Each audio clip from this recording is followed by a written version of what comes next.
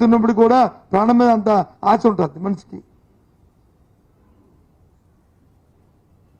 మనసాక్షిగా ఇక్కడ మీ అందరూ చెప్పండి, నేను చెప్పింది అబద్ధమని.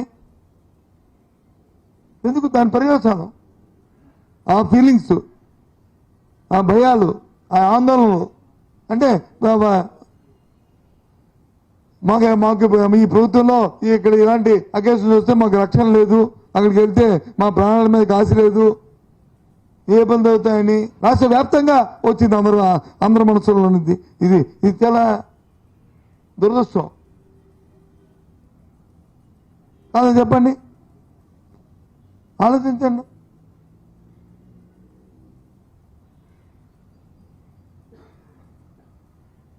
ఏంటంటే రాజకీయాలు నేను చూశాను, ముఖ్యమంత్రి గారు ఏదో విషయంలో 10 రోజులు వచ్చి దీనికి కొత్త దర్శనాన్ని పెట్టారు. ఎందుకు పెట్టారు ఇది దాని నుంచే ఇవన్నీ జరిగినాయి అన్నట్టు అర్థం వచ్చేట్టు మాట్లాడారు. పెట్టి 5 సంవత్సరాలు అయింది కదా, లేకపోతే ఎన్ని సంవత్సరాలు, 4 సంవత్సరాలు అయింది కదా. మరి ఈ 4-5 సంవత్సరాల్లో ఎక్కడైనా జరిగిన ఒక ఇన్సిడెంట్ జరిగిందా? ఎందుకు జరగదా? మరి ఇప్పుడు ఏం జరిగింది? ఇంకో మంది అంటారు ఇదేదో కుట్ర అంటారు. ఏంటి నా మాటలు, దీని కుట్ర? ఇంత పేలంగా మాట్లాడడం.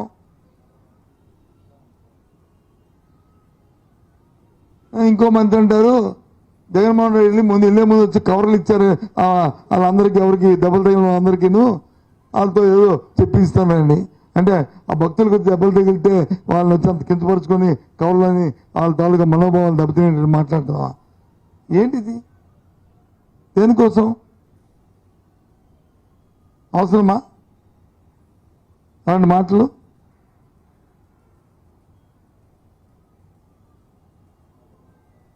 అవసరమా చెప్పండి?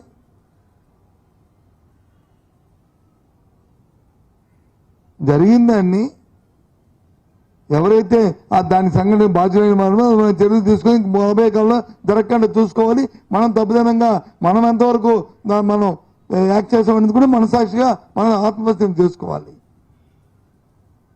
ప్రభుత్వంలో ఉన్న పెద్దలు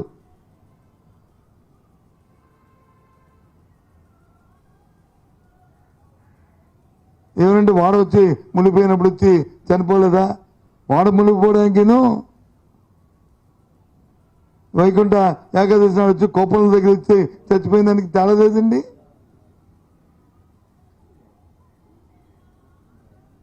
గుడి మీద గేట్లు ఎత్తిన దానికి వాడు మునిగిపోయేదానికి తేడా లేదండి.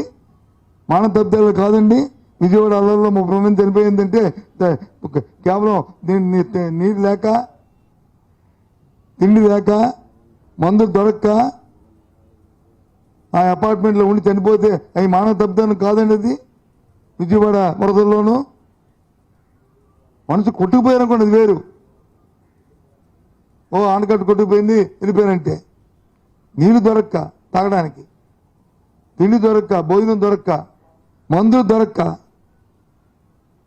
చనిపోతే ఇది మానవ తప్పిదం కాదండి. అంటే ప్రభుత్వం ప్రజల పట్ల, ప్రజల మానవ ప్రాణాల పట్ల ప్రభుత్వం అంత నిర్లక్ష్యంగా ఉందనడానికి ఇవన్నీ ఆస్కారాలు.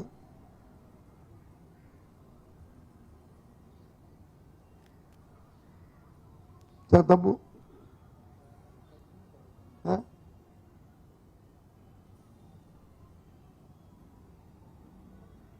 ఏమని అంటాం అనుకోండి, అదో అధికారి వచ్చి వైసీపీ ఉన్న